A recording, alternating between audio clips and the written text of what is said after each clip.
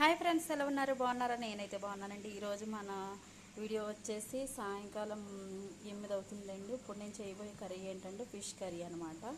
మా చెరువులో పట్టినారనమాట, మా ఊరి చెరువులో. ఇప్పుడు దీన్ని తయారు చేసే విధానం కూడా చూసేయండి. ఉల్లిపాయ పేస్ట్ అయితే ఇలా ఆడుకున్నానండి, ఇదిగోండి. ఇప్పుడైతే ముక్కల్ని ఒక్కొక్కటి వేసేసుకుందామా.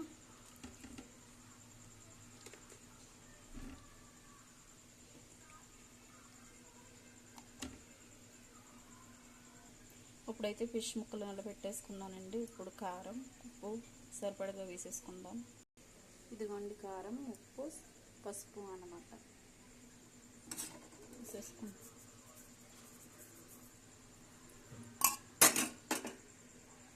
ఇవి వేసుకున్న తర్వాత మనం తిప్పుకోవడం గట్రా చేయకూడదండి, ఎందుకంటే ముక్కలు కదిలిపోయి విడిపోతాయి అన్నమాట. ఇప్పుడైతే పులుసు పోసేసుకుందాం. చింతపండు పులుసు అయితే ఇలాగా మిక్సీ జార్లోనే పోసుకున్నానండి.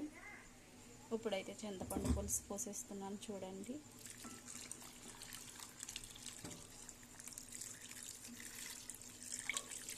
ఎంతో ఇష్టమైన, ఎవరికైనా ఇష్టం ఉండకుండా ఉండదుగా చేపల పులుసు తయారు. నేనైతే ఇలాగే చేస్తానండి, మీరే విధంగా చేస్తారో కూడా కామెంట్లు అయితే పెట్టండి. ఇప్పుడైతే గట్టెట్టి మామూలుగా ఇలా కారం ఇవన్నీ కలిసేలాగా తిప్పుకున్నానండి.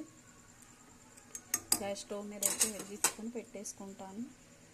ఇప్పుడు పైన అయితే ఉల్లిపాయ ముక్కలు, ఇలా పచ్చిమిరపకాయ వేసుకున్నానండి.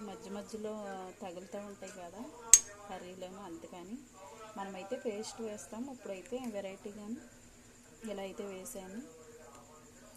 మన కర్రీ అయితే తయారైపోతుందని చూసేయండి. మన చేపల రాజా గారు అయితే ఉమ్మలాడుతూ ఉడికిపోతున్నారండి, చూసేయండి. రైస్ చూసారా? ఇలా చేపల కూర వేసుకొని అన్నం తింటూ ఉంటే నాకు మా అమ్మ చేతి వంట జ్ఞాపకం వస్తుందండి. కానీ మా అమ్మ చేతి వంట మిస్ అయిపోయాను అన్నమాట. మన చేపల కూర లాస్ట్ని అయితే కొంచెం కరివేపాకు అయితే వేస్తున్నానండి, ఎందుకంటే కొత్తిమీర దొరకదు కదా సాధారణంగా లేదని.